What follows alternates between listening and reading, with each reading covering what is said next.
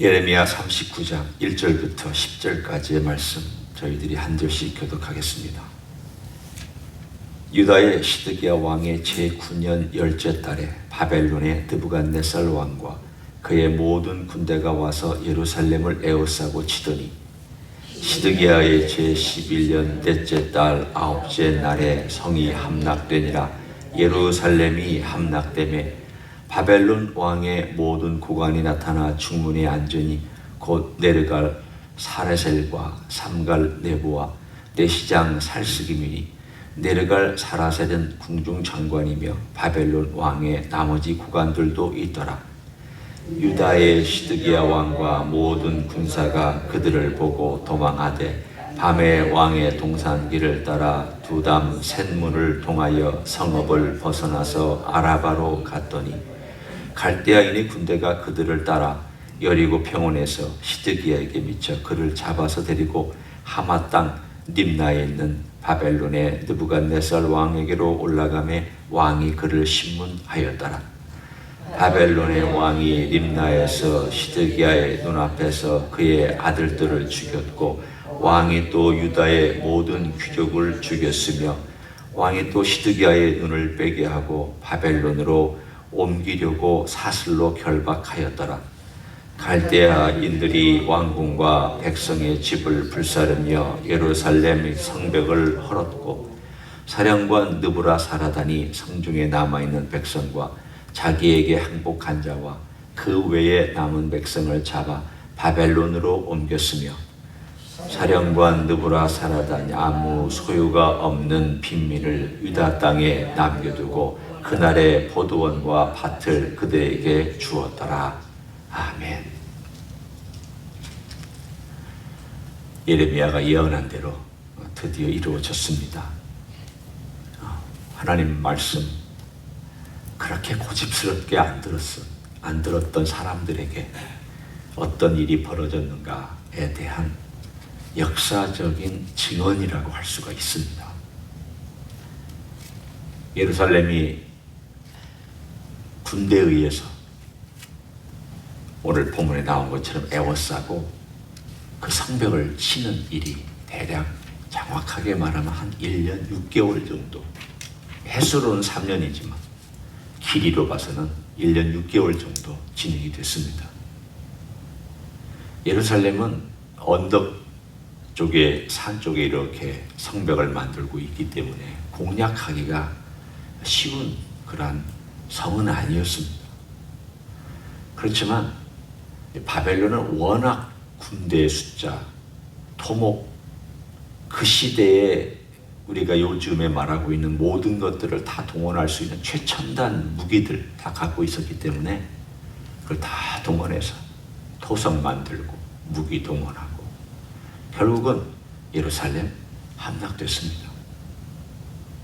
오늘 예루살렘이 함락된 이때에 시드기야는 자기 목숨을 건지려고 조그만 문으로 도망가다가 결국은 잡혀서 오늘 본문에 있는 것처럼 비참한 그러한 결국을 맞이했습니다. 먼저 시드기야를 한번 봅니다. 시드기야는 우리가 계속해서 살펴보았지만 하나님 말씀을 듣는 것도 아니고 안 듣는 것도 아닌 사람입니다. 참 애매한 사람입니다. 아예 안 듣는 것도 아닙니다. 예레미야가 말하면 그런가 해서 또 듣고 혹시 은밀하게 물어본 다음 하나님이 우리에게 주신 말씀이 뭐냐? 듣는 것 같습니다. 그러다가 또 백성이나 신하들 앞에 오면 내가 언제 예레미야의 말을 들었는가 싶을 정도로 또 그들의 의견을 따라가고 그들이 원하는 것을 해줬습니다. 동물로 말하면 카멜레온 같은 사람이었습니다. 여기 가면 이 색깔 딱 맞춰서 저기 가면 저 색깔 딱 맞춰서 그 색깔에 맞춰서 그야말로 적응력은 천재지만 신념과 믿음과 신앙과 확신은 전혀 그렇지 못한 사람. 그 사람의 결국이 어떻게 되었는지를 우리는 6절에 보면 나와 있습니다. 그의 아들들이 죽습니다. 이제 다윗 왕조를 없애겠다는 뜻이죠. 후손들 아예 없애겠다는 뜻입니다. 다시 말하면 다윗 왕조가 우리가 여고냐가 잡혀가서 바벨론 왕에서 그 감옥에서 있었고, 바로 자기 조카였던 여고냐라는 왕이 잡혀가서 있었고, 그리고 시드기야가 이 여고냐의 삼촌으로서 왕위에 올라갔는데 결국은 여고냐의 자손도 끊기고 시드기야의 자손도 끊깁니다. 바꿔 얘기하면 다윗 왕가가 이 시드기야 때에 와서 20대 만에 완전히 끊겨버리는 비참한 최후를 만국의 왕이라고 하는 수치스러운 이름을 이 시드기야가 갖습니다. 왜 그렇게 되었습니까? 하나님 말씀만 좀 들었더라면 이렇게까지 안 됐습니다. 하나님 말씀해 주셨습니다. 항복하면 바벨론 왕에게 항복하고 그들이 하라는 대로 하면 너희들에게 주는 벌이지만 내가 너희를 살려주고 이 성벽 허물지 않고 이 성전도 없애지 않겠다. 이게 하나님 말씀이었습니다. 그런데 이 사람들은 이게 싫었습니다. 항복한다는 게 싫었고 바벨론 왕에게 굴복한다는 게 싫었습니다. 우리에게는 애굽이 있는데, 우리를 도와줄 수 있는 애굽이 있는데 늘 애굽에 그들이 우상이었습니다. 우리의 삶 가운데도 우리가 제일 의지하는 것들이죠. 마지막 순간에 의지하는 것들이라고 할 수도 있습니다. 그 의지하는 그것, 하나님보다 그것 붙잡고 그것 의지하고 그것 붙잡고 있는, 결국 그것이 그들을 전혀 도움이 안 되는데도, 도움이 안 됩니다. 궁극적으로 도움이 안 되는데도 끝내는 그거 붙잡고 있다가 결국은 오늘 시드기야와 같은 일을 맞이했던 이야기, 이 첫 번째 에피소드입니다. 두 번째는 고관들과 신하들입니다. 우리가 쭉 예레미야를 살펴보면서 이 고관들과 신하들이 가지고 있었던 권력, 권한, 힘, 그리고 가난한 자를 자기들의 노예로 삼고 그들의 이 재산들을 어떤 수단과 방법을 동원해서든지 강탈했던 사람들. 네, 사람의 욕심이 끝이 없기 때문에 자기들이 원하는 것을 가지고 싶은 것이 인간이고, 자기들이 교묘한 방법으로 재산을 늘려가는 것이 인간이었는데 그들이 어떻게 되었느냐? 오늘 본문에 다 죽습니다. 그리고 재산 다 뺏깁니다. 심지어는 자기 식구들 다 뺏깁니다. 다 노예로 잡아간 거죠. 그리고는 어떻게 됐습니까? 그들의 노예였던 가난한 자들에게 그 땅이 돌아갑니다.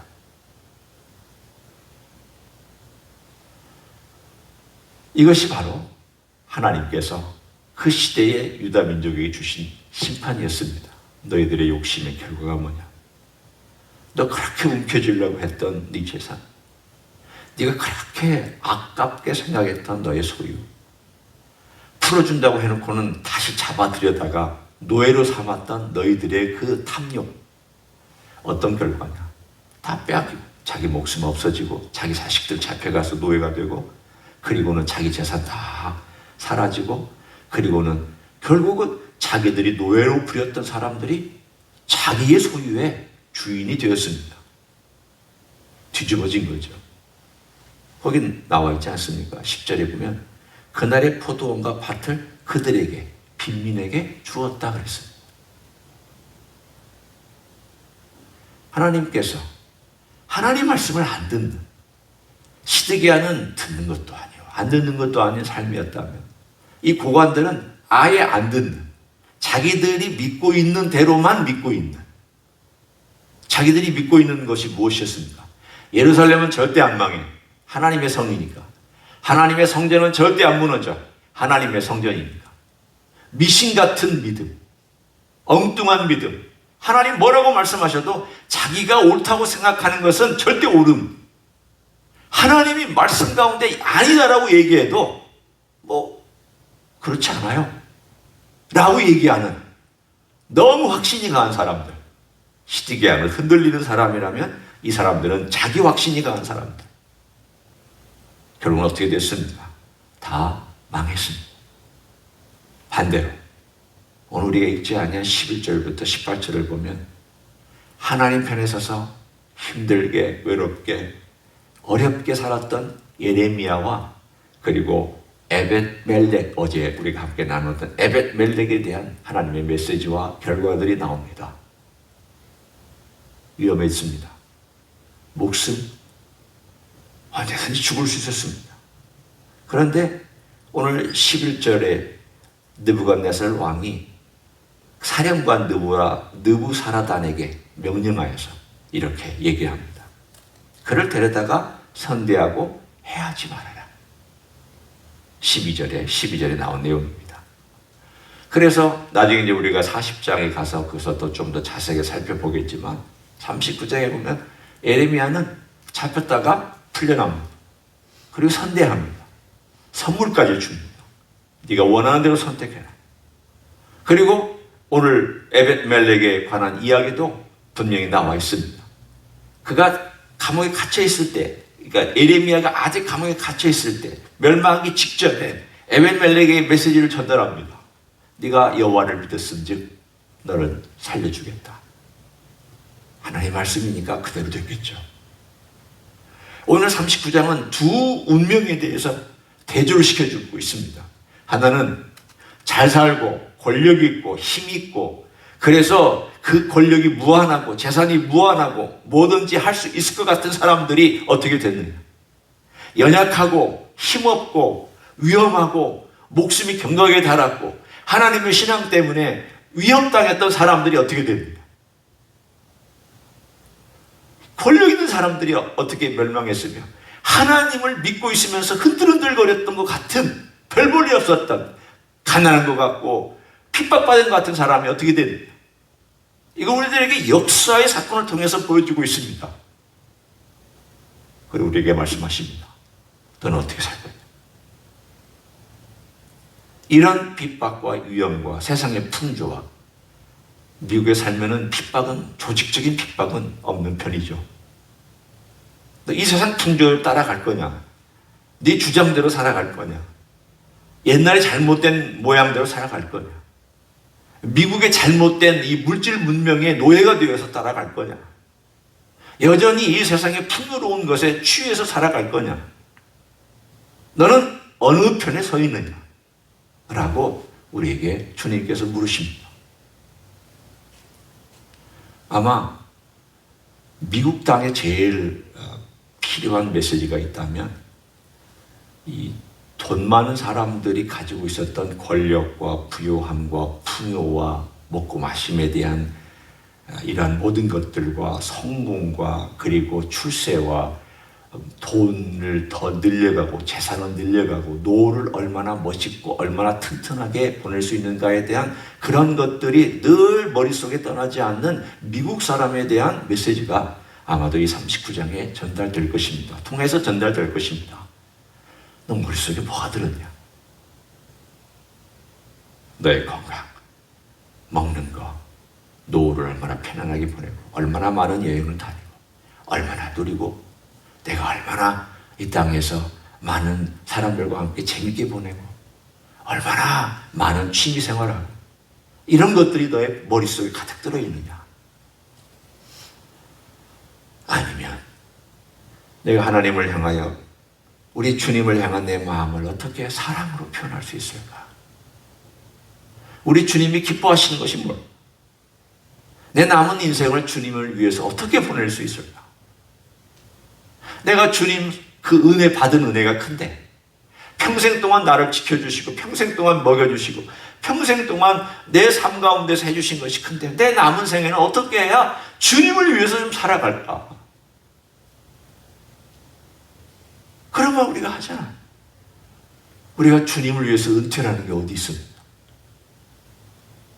주님을 위한 은퇴는 없습니다. 주님에게 나 주님 이제 더 이상 은퇴할 테니까 더 이상 나 일 시키지 말라고 하는 그런 데가 어디 있습니까? 죽을 때까지 에레미야를 보십시오. 성경에 나와 있는 모세를 보십시오. 다윗을 보십시오. 신앙의 위인들을 보십시오. 여호수아를 보십시오. 죽을 때까지 주님 섬기면서 주님 위해서 일했잖아요. 이런 삶을 우리가 다시 한번 열망하면서 이 땅에 있는 편안함과 물질과 소유와 내가 얼마나 먹고 마시고 얼마나 누릴 수 있는가, 그것보다도 더 소중한 우리 주님을 향한 우리의 마음을 드리고 살아갈 수 있는 그런 하나님의 종들이 되기를 소원해 봅니다. 저 자신도 늘 그런 마음을 가지고 생각합니다. 내가 이제 현역이라고 하는 데서부터 은퇴를 한다면 주님을 위해서 어떤 방식으로 또 내가 일을 할 수 있을까 고민해 봅니다. 사람마다 다 각자 다른 고민들을 하고 어떻게 섬길 수 있을지를 고민하시죠. 저도 고민하고 어떻게 하는 게 좋을까? 뭘 하는 게 좋을까? 나중에 나이가 들어서 정말 시골에 아무 목회자가 없는 곳에 가서 도와주는 그런 목회를 하는 그런 사람이 될까? 아니면 뭘 할까? 등등등 여러 가지를 놓고 하나님 앞에 생각도 하고 기도도 합니다. 우리의 삶은 주님을 위해서 드려지는 삶, 지금까지 받은 은혜에 대한 보답으로라도 우리의 남은 생애는 주님을 위해서 바쳐지는 그런 생애가 되어야 될 줄로 믿습니다. 그런 생애 되시기를 예수님의 이름으로 간절히 축원합니다. 기도하겠습니다. 고맙습니다. 예수님, 우리에게 주신 은혜가 너무 크고 우리에게 주신 사랑이 너무 많아서 우리가 이것을 어떻게 다 갚아야 될지 모르겠습니다. 다만 주님, 우리를 불쌍히 여기시고 지금까지 살려주셨사오니 에레미야에게 은혜를 베풀어서 살려주시고 에벤멜렉을 살려주신 것은 단순히 살려주신 것에 머물지 아니하고 그 다음 두 번째 생에 대한 또 다른 계획과 또 다른 일들이 기다리고 있는 줄로 믿습니다. 우리 또한 주님의 은혜를 따라 주님 주신 은혜를 위하여 그리고 주님의 명예를 위하여 남은 생에 주님을 위해 살아가는 종들 되게 축복하여 주시옵소서. 이제는 우리 구주 예수 그리스도의 은혜와 하나님 아버지의 극진하신 사랑과 성령 하나님 교통하심의 역사가 오늘도 우리 주 예수 그리스도 참으로 나의 주 나의 하나님, 나의 구원을 주신 분, 내 모든 것 되신 주님을 향하여 사랑을 고백하고 충성을 고백하고 헌신을 온전히 드리며 살아가기를 소원하는 이 자리에 참여한 모든 종들 위해와 주 임재 히스교회 위해와 이민교회들과 한국교회들과 선교사님들 위해 이제로부터 영원히 함께 하실지어다. 아멘.